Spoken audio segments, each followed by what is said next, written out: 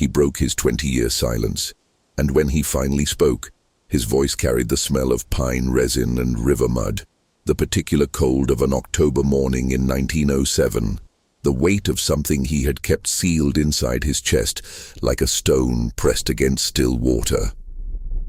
Wherever you are watching this tonight, whatever hour it is, whatever room you're sitting in, pause for just a moment before we begin. Consider what it would cost you to stay silent for 20 years, to live inside a community that knew your face, your name, your history, and still say nothing. Not because you were hiding something shameful, but because you had seen something that language, as it existed then, simply could not carry. This is a story about a man named Elias Cord. It is also a story about a town, a forest, a particular kind of institutional forgetting, and the peculiar human instinct to bury what cannot be explained, not in the earth, but in the agreed-upon silence between neighbors. It is a story that unfolded across 3 decades in the spruce and hemlock valleys of northern Pennsylvania, in a region that in 1907 existed at the exact threshold between the old world and the new, where gas lamps still lit the parlors of men who had already begun to read about the Wright brothers, where doctors still prescribed tinctures of opium for what they called nervous excitement, and where a man who came back from the forest changed was not sent to a specialist, but to a minister, and then, quietly, to a room with a locked door.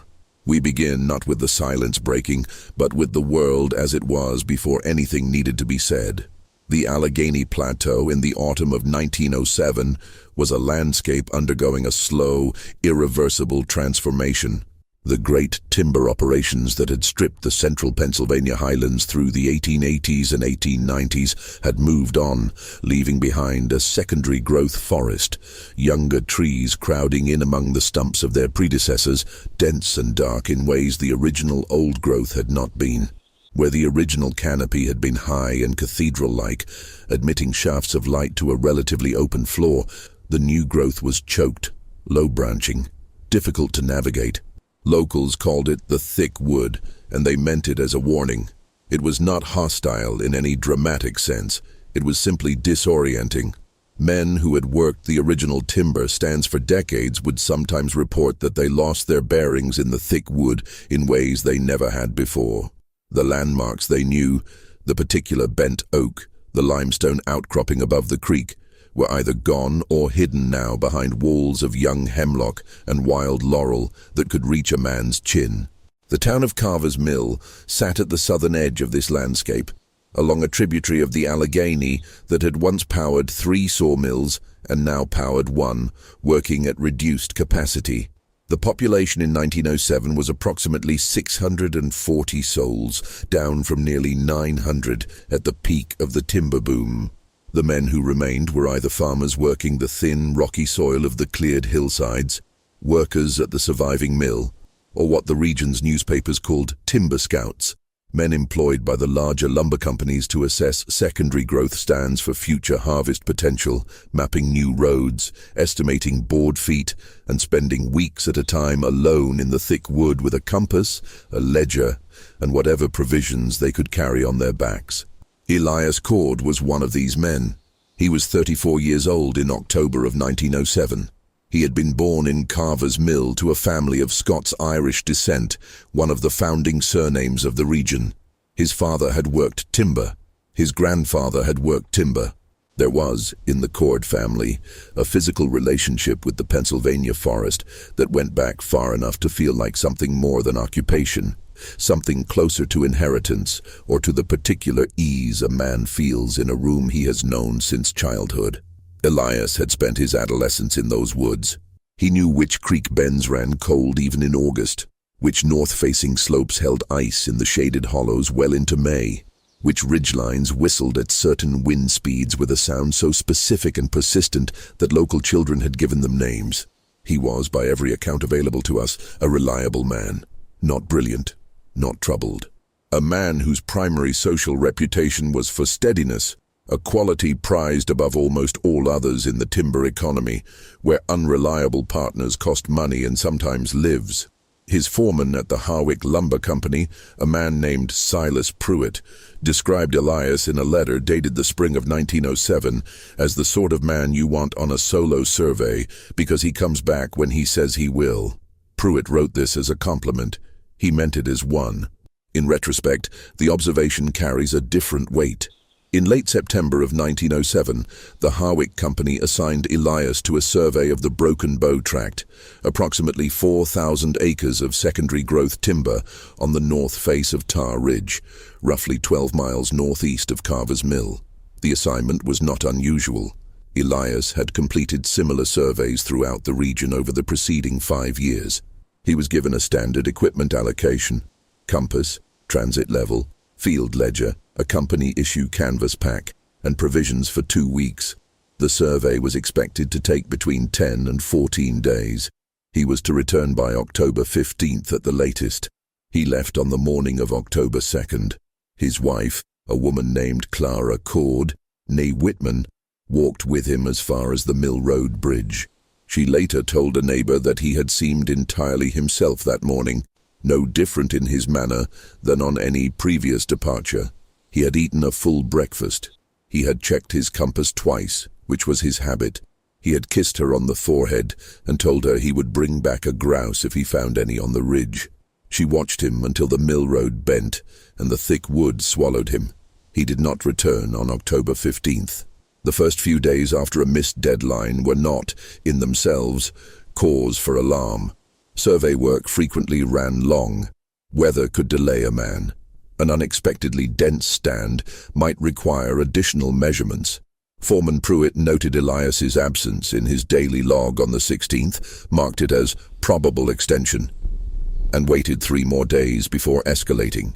On October 19th, he sent a message to Clara Cord, informing her that Elias had not yet reported in, and asking whether she had received any word. She had not. On October 20th, Pruitt organized a search party of 6 men, experienced timber workers who knew the Tar Ridge area. They entered the Broken Bow Tract from the south, following the route Elias would have taken. They were looking for campsites, flagging tape, transit stakes, the ordinary evidence of a survey in progress. What they found in the first 2 days was consistent with a survey that had begun normally. They located 3 campsites in the first 4 miles of the tract, each one properly broken down in the manner of an experienced woodsman. Fire circles cleared, refuse buried, no waste left to attract animals.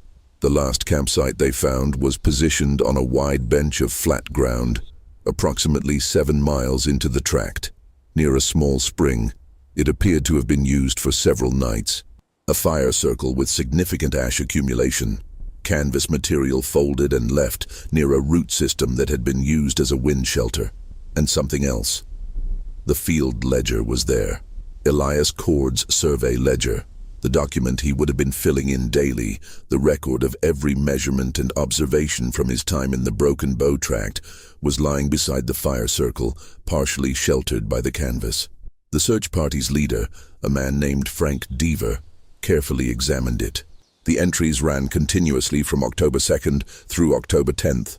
8 days of careful, methodical work, tree density estimates, creek crossings, soil notes, elevation readings. The handwriting was consistent throughout. No evidence of distress or agitation in the letter forms. The last entry, dated October 10th, described Elias's position on the northern end of the bench where the campsite was located, and his plan to push further north the following morning to examine the head of a hollow he had marked on his company map. After October 10th, the ledger was blank. There had been no further entries. Frank Deaver and the search party spent 4 more days in the Broken Bow Tract, pushing north from the campsite toward the hollow Elias had noted in his final entry. They found nothing.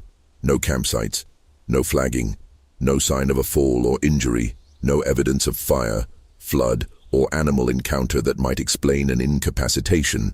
The hollow itself was unremarkable, a modest drainage between 2 ridges, choked with the same young hemlock that covered the rest of the tract.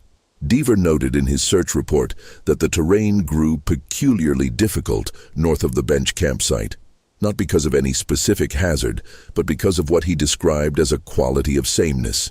The trees all of similar age and spacing, the ground cover uniform, the light filtering down through the canopy in a way that made it difficult to hold one's bearings. He had needed to check his compass more than usual. 2 of his men had briefly separated from the group and required shouting to relocate. It was the kind of forest, he wrote, that made a man work harder to stay oriented than the difficulty of the terrain alone would suggest. The search party returned to Carver's Mill on October 28th with Elias Cord's ledger and no further information. They had found no body. They had found no evidence of foul play. They had found no explanation. In the language of 1907, Elias Cord had simply vanished. The weeks that followed his disappearance have a quality, reading through the Carver's Mill Gazette and the surviving correspondence from that period, of a community managing a particular kind of unresolved grief. The grief of not knowing, which is in some ways more exhausting than the grief of certainty. Clara Cord was 31 years old. They had no children. She continued working the small kitchen garden behind their house on Spruce Street and taking in sewing work, as she had done throughout their marriage. She did not, by any contemporary account, fall apart. She waited. She was described by her neighbor, a Mrs. Harriet Fawkes, as composed in a way that was almost difficult to look at, not cold, but very contained, as if she had put herself somewhere the grief couldn't reach. The minister of the First Presbyterian Church of Carver's Mill, a Reverend Thomas Hayward, called on Clara weekly. In his pastoral journal, which survived and is held today in the collection of the Allegheny County Historical Society, he recorded these visits with a care that speaks to their emotional complexity. Clara, he noted, would not discuss Elias in the past tense. She referred to him consistently in the present. Elias prefers, Elias believes. And while Reverend Hayward gently attempted over several weeks to introduce the vocabulary of acceptance and loss, Clara resisted it with a quiet firmness he found both admirable and, in his private notes, slightly unnerving. The company paid Clara a reduced wage through November, citing Elias's missing status rather than confirmed death. By December, even this stopped. There was no life insurance. There was no provision for the family of a missing timber scout. She was, in the economic language of the era, a woman whose husband had failed to return, and the institutional structures around her had no real category for this situation that did not require either confirmed death or confirmed desertion. The town had its own theories. These were never collected formally, but they surface in letters and diary entries from the period with enough consistency to suggest shared currency. Some believed Elias had suffered an accident, a fall perhaps, or a sudden illness, and that his body simply had not been found. This was the most prosaic theory, and perhaps the most comforting, because it required no revision of the world. Men died in the thick wood. It happened. Others believed he had deserted. Not Clara specifically. No one in the surviving record accuses him of abandoning his wife in particular. But the general theory of a man choosing to disappear was available in that era in a way it might not be now. The West was still imaginatively open. The idea of a man simply walking in a different direction and starting again was not uncommon. This theory had a certain logic to it. The timing of the last ledger entry, the deliberate campsite breakdown, the fact that no body was ever found. But it sat poorly with everyone who had known Elias. He was not, by any account, the kind of man who abandoned things. A third theory, spoken more quietly and usually between women, involved the forest itself. Not in any supernatural sense. The people of Carver's Mill were Presbyterians and Methodists, practical people with little tolerance for what they called foolishness. But the thick wood had a reputation in the region that predated Elias's disappearance. Other men had been briefly lost there. The disorientation that Frank Deaver described in his search report was not unique to him. There was a local understanding, informal and never written down, that the secondary growth forest on the north face of Tar Ridge was simply harder to navigate than it should have been, that compasses behaved oddly there, or that the uniformity of the terrain created a kind of optical confusion that made experienced woodsmen doubt their own judgment. This theory did not explain where Elias had gone. It only suggested a mechanism by which a man might go somewhere he had not intended to go. By December of 1907, Carver's Mill had largely finished its public processing of Elias Cord's disappearance. The Gazette ran a final brief notice, noting that no additional information had been obtained. Frank Deaver submitted his search report to the company and received his pay. Clara continued her sewing. Reverend Hayward continued his weekly visits, noting in his journal that she had begun, very gradually, to use the past tense.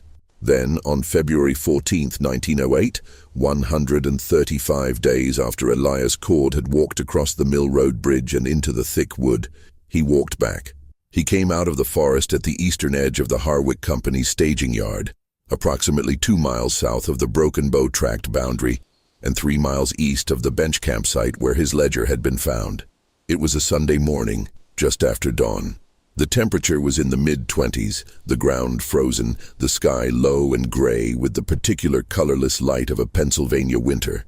The man who first saw him was a mill hand named George Apple, who had come to the staging yard to collect a tool he had left there the previous Friday.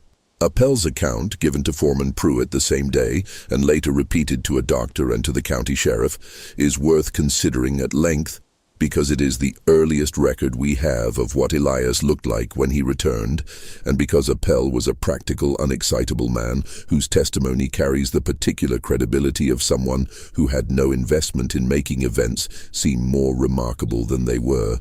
Appel said he saw a figure emerge from the tree line at the eastern boundary of the yard. He recognized the figure as a man, but not immediately as Elias Cord. And this was significant because Appel had known Elias for several years and would, under normal circumstances, have recognized him at a moderate distance. The figure was walking in what Appel described as a very careful way. Not injured, not limping, but slow, like a man feeling for the ground with each step. He was wearing the same clothing he had left in the previous October, heavy wool trousers, a canvas work coat, leather boots. The clothing was not notably deteriorated, which Appel found remarkable given the 4 months of exposure it implied. The coat was torn at one shoulder. The boots appeared to have been repeatedly dried and re-soaked, their leather cracked and pale. When the figure came close enough for Appel to recognize, he said he felt what he could only describe as a shock of something I couldn't name. Not fear exactly, not relief, something in between that he struggled to articulate. He called out Elias's name. The man stopped. He looked at Appel for a long moment without speaking. Then he said, and these are the words that circulated through Carver's Mill within days of his return, repeated and re-repeated until they became a kind of local legend. He said, "George, what month is it?" Not a statement, a question. Appel told him it was February. He told him it was 1908. He told him he had been gone for 4.5 months. Elias Cord received this information in silence. He looked back at the tree line once. Then he asked Appel to take him to his wife. The medical examination of Elias Cord took place on February 16, 1908, conducted by the town's physician, a Dr. Walter Hearn, who had practiced in Carver's Mill for 11 years. Dr. Hearn's examination notes are preserved. They are brief, clinical, and in certain places frustratingly incomplete, but they give us the clearest documentary record of Elias's physical condition at the time of his return. He was, Dr. Hearn noted, in remarkably preserved physical health for a man who had spent approximately 4 months outdoors in a Pennsylvania winter. He had lost weight. Hearn estimated perhaps 15 pounds below his usual, but showed no signs of serious malnutrition. His hands and feet showed evidence of mild historical frostbite, healed. His skin was roughened and weathered, but intact. His lungs were clear. His pulse was steady. Hearn found no injuries that would explain a prolonged incapacitation, no evidence of severe illness. The most significant findings were neurological in character, and here is where the examination notes become both most interesting and most frustrating. Hearn noted that Elias had difficulty with what he called temporal orientation, the ability to correctly anchor himself in time. This was not, Hearn emphasized, a global confusion. Elias knew who he was. He knew who his wife was. He recognized the town, the mill, the faces of people he had known for years. But his sense of duration, of how long he had been gone, of the sequence of events since October, was, in Hearn's word, collapsed. When asked to describe his time in the Broken Bow Tract, Elias gave accounts that were internally consistent but implied a duration far shorter than 4 months. He spoke of events as if they had occurred over a period of perhaps 2 to 3 weeks. He also, Hearn noted with some care, showed an unusual resistance to being pressed for details. Not hostile, not evasive in a way that suggested concealment, but resistant in the way a person is resistant when the territory being asked about causes them physical discomfort, a small wincing, a change in the quality of attention, a tendency to redirect towards simpler, earlier events. Hearn's diagnosis, recorded in his notes, was acute nervous exhaustion with possible transient dissociative episode. The treatment he prescribed was rest, adequate nutrition, and the avoidance of stimulating conversation or direct inquiry into the period of absence. In practical terms, this meant do not press him.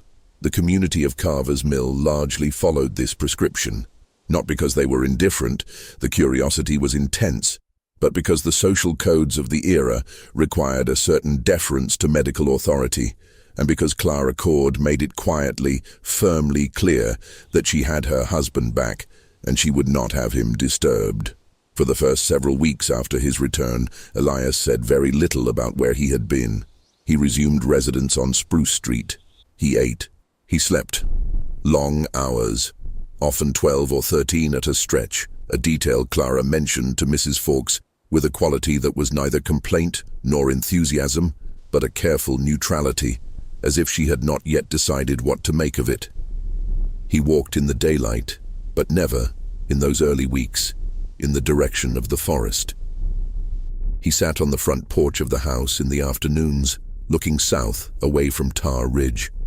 When neighbors visited, and they did, because whatever the medical prescription, a man returning from 4 months in the winter wilderness was an event, Elias was polite, but minimal. He deflected questions about the Broken Bow Tract with a patience that never quite resolved into evasion.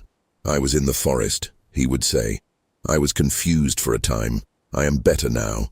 These answers satisfied no one, but they were offered with such quiet assurance that most people, faced with them, found themselves stepping back rather than forward. By late spring of 1908, Elias had returned to work, not for the Harwick Company, which had, with a certain institutional coldness, declined to re-employ him, but for a smaller local operation running salvage timber on the western hillsides.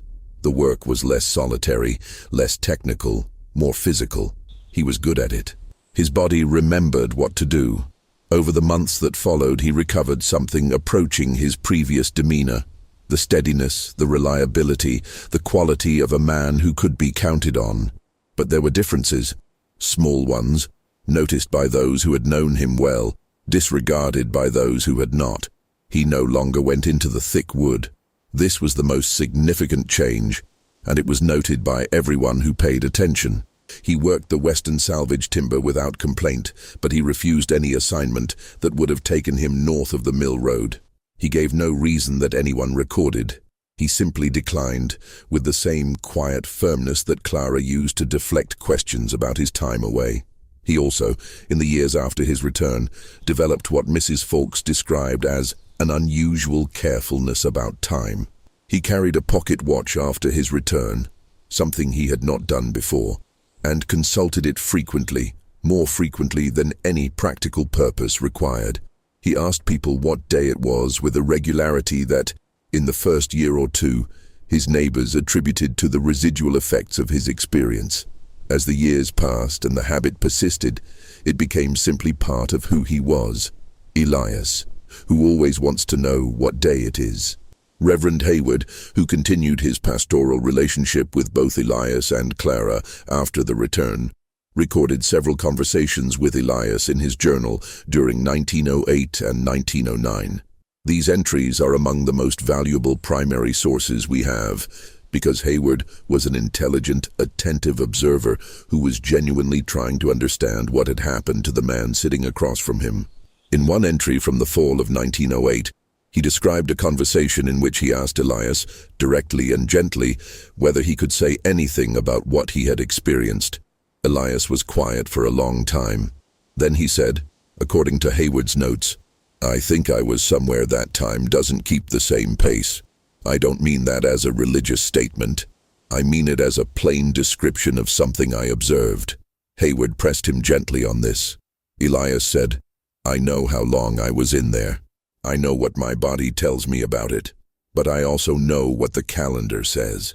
Those two things do not match, and I have decided to accept the calendar and let the other thing alone." Hayward wrote in his journal that night that he was not certain whether Elias was speaking metaphorically or literally. He had spent the evening in a state of unusual disturbance, which he recorded with characteristic honesty. "I could not determine whether I was disturbed because I thought he was confused or because I thought he might not be." The years between 1908 and 1926 were, in the public record, uneventful for Elias Cord. He worked. He came home. He and Clara did not have children, which was a fact noted in community records with the particular encoded sympathy of the era, but otherwise not discussed. He attended church. He voted in elections. He paid his debts.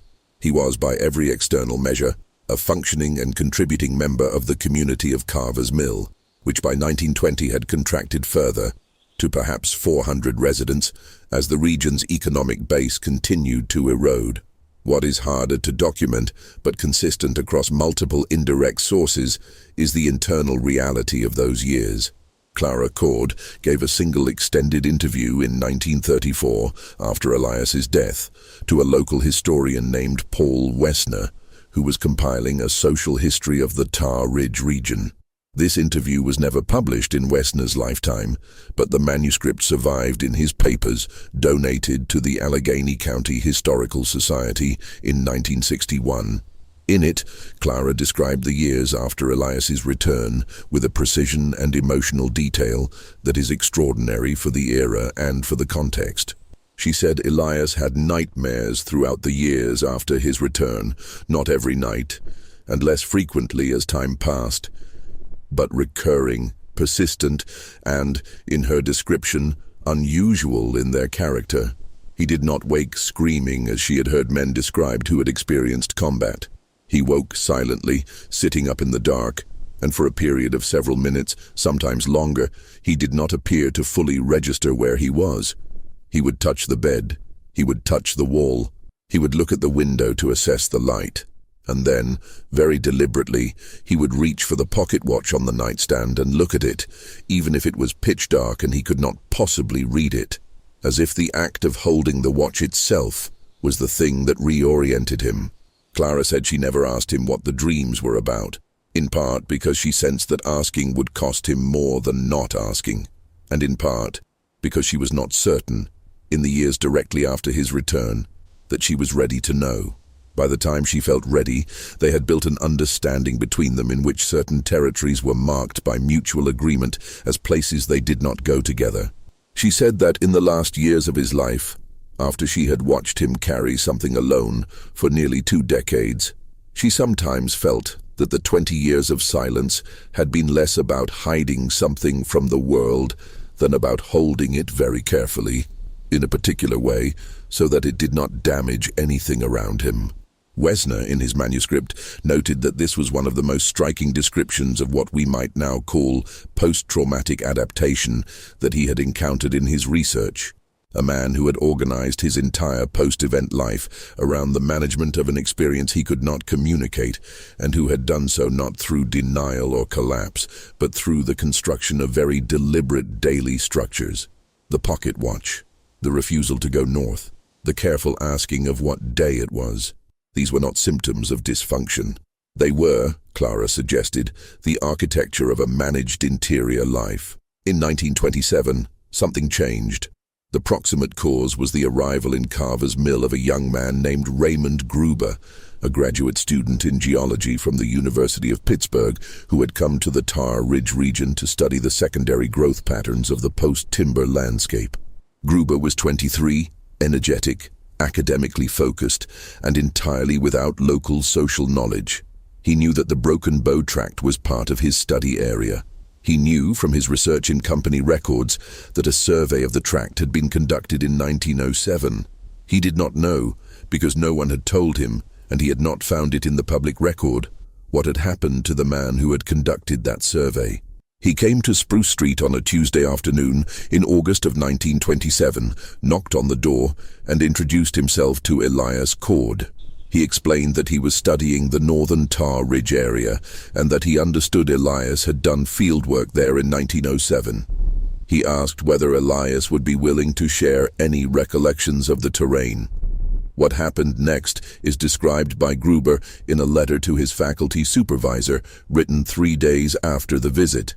It is one of the most detailed contemporary accounts we have of Elias Cord in his middle age, and it is important enough to consider carefully. Gruber wrote that Elias stood in the doorway of his house for a long moment after the introduction without speaking. He looked at Gruber with an expression that Gruber described with undergraduate uncertainty as not unfriendly, but very watchful, as if he was deciding something very carefully. Then he asked Gruber to wait, went inside and came back with Clara. He asked Clara something in a low voice that Gruber could not hear. Clara looked at Gruber, looked back at Elias, and then went inside without joining them. Elias invited Gruber onto the porch. He did not ask what Gruber specifically wanted to know. He simply began talking. Gruber's letter describes what followed as lasting approximately 2 hours. Elias spoke about the Broken Bow Tract in what Gruber characterized as unusual detail. More detail than I had expected and more than I needed for my study, but I did not want to interrupt because he seemed to need to continue.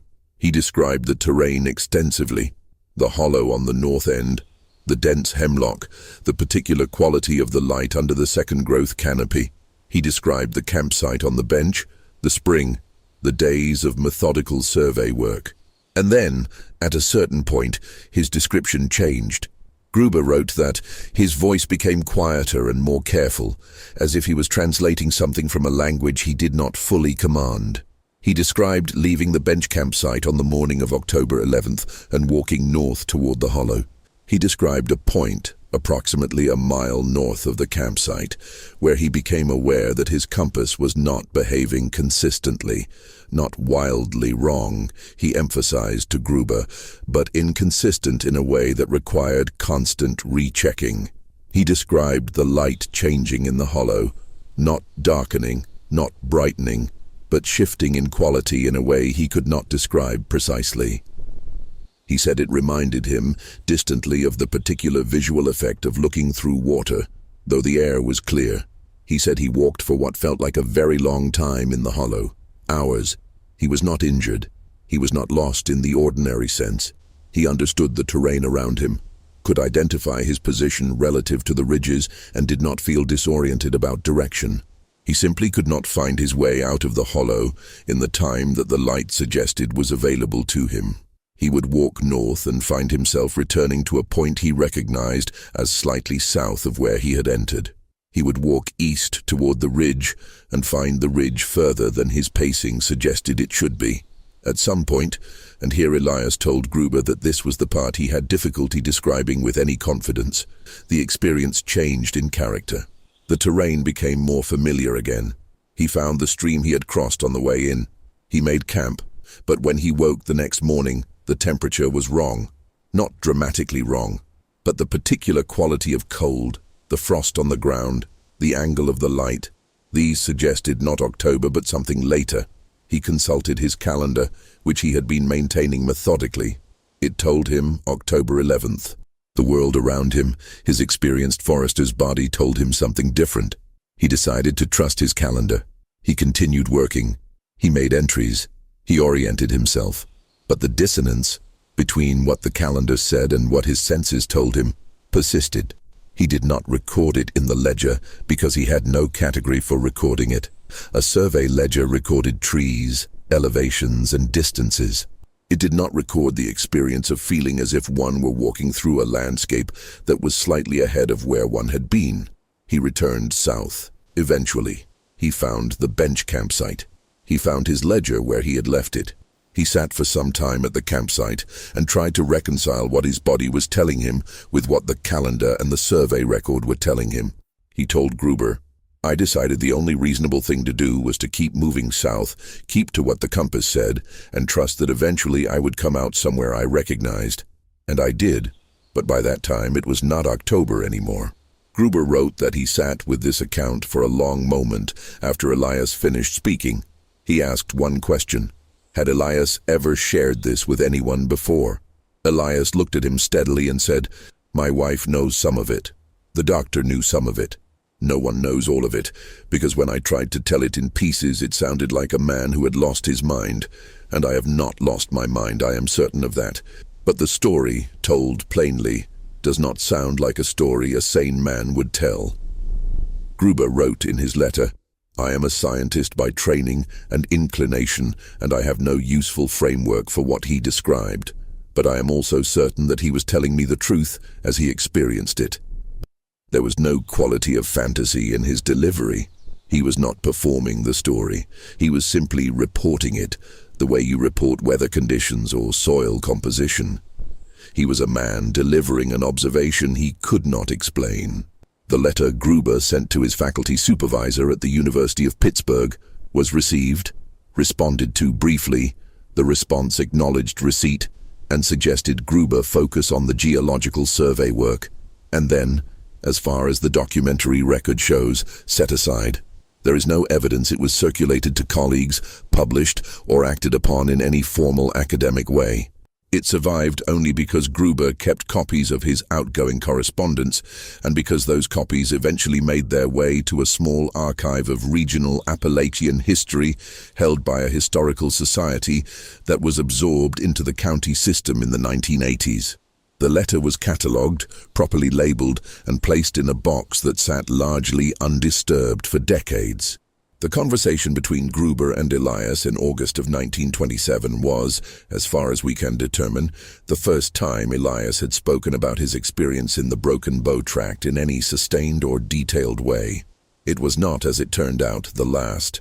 Beginning in late 1927 and continuing through 1928, Elias had several conversations with Reverend Hayward, who was by this point elderly, in his late 70s, and had been wrestling with Elias's experience as a pastoral and philosophical problem for nearly 2 decades. These conversations were recorded in Hayward's late journals with great care, because Hayward recognized that he was receiving something that had been kept carefully closed, and he treated it accordingly.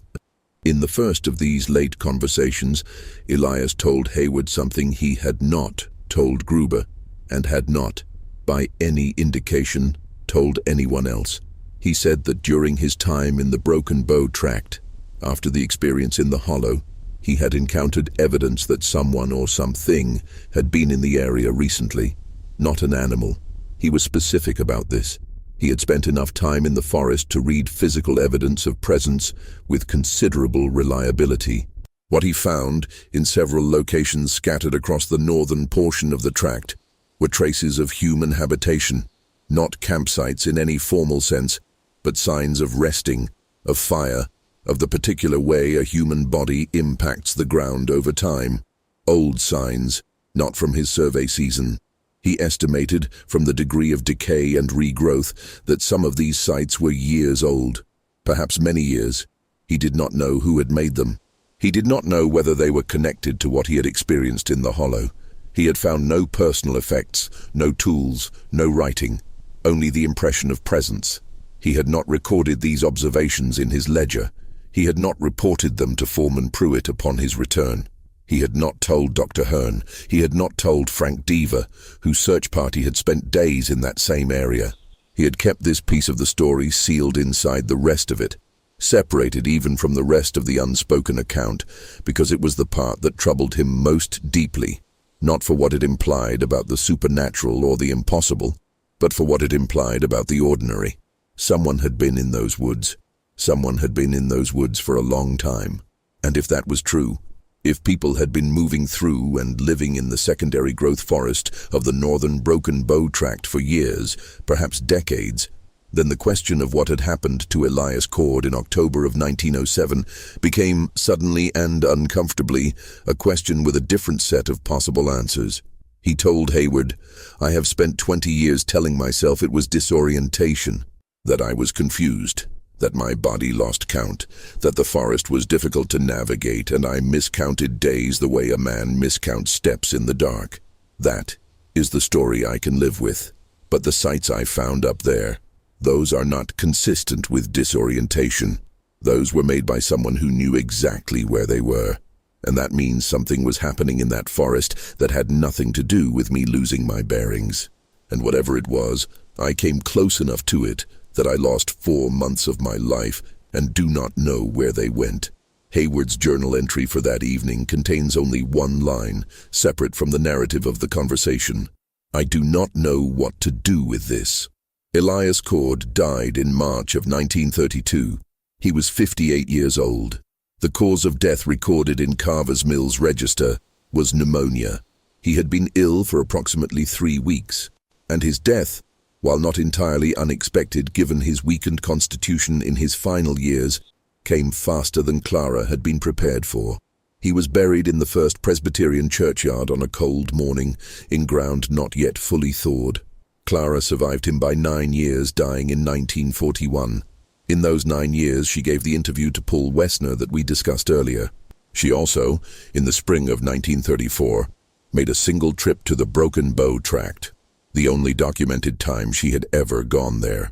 She went alone, on a Saturday in May, and returned the same afternoon.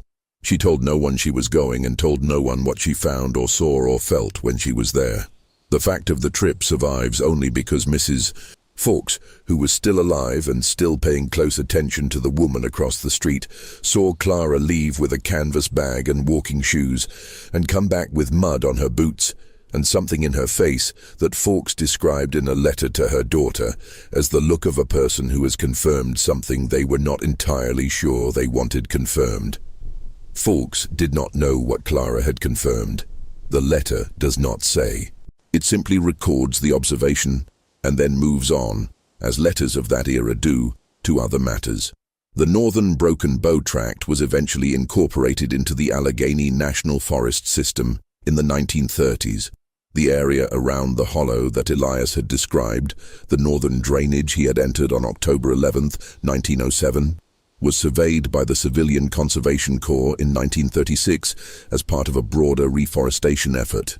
The CCC survey notes, which are part of the National Archives regional collection, describe the terrain in terms consistent with every previous account. Dense second-growth hemlock and hardwood, difficult to navigate, unusually uniform in character. The survey team noted in passing that their compass readings in the northern section of the tract required multiple cross-checks due to what the team leader called localized magnetic inconsistency that he attributed, without further investigation, to the iron-bearing geology of the ridge. The survey team also noted the presence of several old fire sites in the northern portion of the tract, estimating their age at several decades minimum. They catalogued them briefly and moved on. No one, at that point, connected these sites to the survey of 1907 or to the account Elias Cord had given Reverend Hayward in 1927. The Hayward journals were in private hands. The Gruber letter was in an uncatalogued archive. The Wessner manuscript had not yet been donated to the Historical Society. The pieces of the story existed in complete separation from each other, spread across multiple archives in multiple institutions, with no common catalog entry, no cross-reference, and no one yet who had thought to look for them together. What we have then, as we try to hold this story in its entirety, is a picture assembled from fragments that were never meant to be assembled. A man who spent 20 years managing an experience he could not name, who broke his silence in stages to different people, giving each one a different portion of the account, and who never gave any single person the complete version. The complete version, if it exists anywhere, exists in the aggregate. In the geological survey notes and the pastoral journal and the graduate student's letter and the widow's interview and the neighbor's passing observation. It has to be assembled from the outside by people who were not there. And when you assemble it, what you find is not a ghost story. It is not a supernatural mystery in any conventional sense. What you find is something more unsettling in its ordinariness.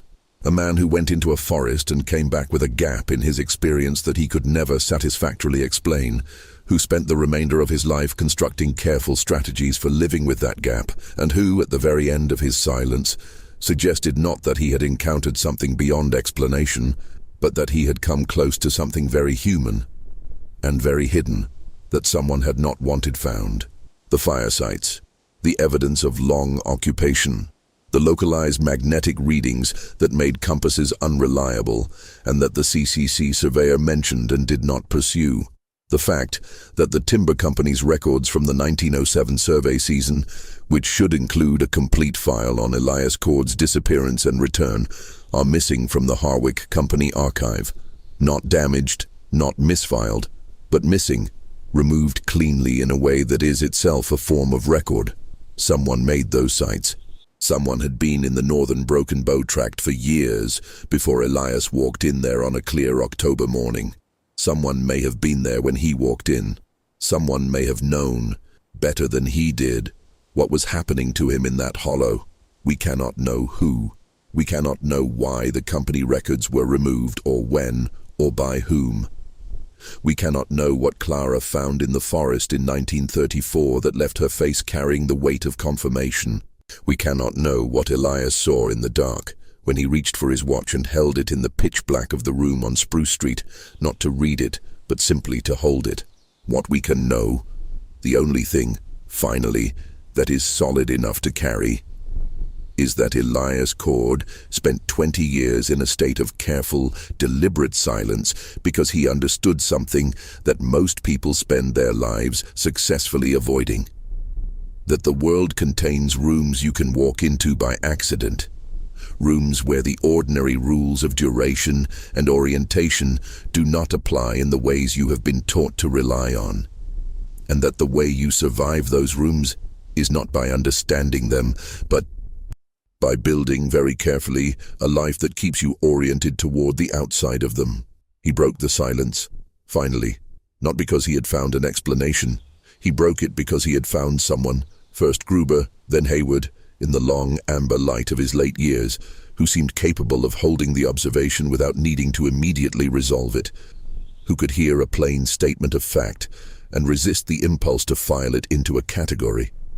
He was warning us, perhaps, not about the forest, not about anything specific or locatable, about the cost of the silence itself, the way it calcifies over years into something structural, becomes load-bearing, and then, when it finally shifts, reveals how much of the surrounding architecture had been leaning on it. The pocket watch is still somewhere, Clara's canvas bag, the mud on her boots from a May afternoon in 1934. The hollow at the north end of the Broken Bow Tract, still there under whatever the Allegheny National Forest has become. Older trees now, the second growth matured into something approaching the original. The uniform hemlock stands giving way over decades to a more varied canopy, the light coming down differently than it did in 1907. The fire sites would be harder to find now. They would be grown over. The evidence of human presence returned to soil, indistinguishable from the ordinary decomposition of ordinary forest floors. The creek still bends. The ridge still runs north to south. The compass, if you took one up there today, might still require more cross-checks than the terrain should demand. And the question that remains, the one that Elias Cord carried for 20 years, the one that Reverend Hayward could not resolve in a single late-night journal entry, the one that Clara may have found a partial answer to and chose to take with her into the earth, is not whether something strange happened in that hollow in October of 1907. The question is what exactly it was that Elias came close enough to that something felt the need to move him out of the way.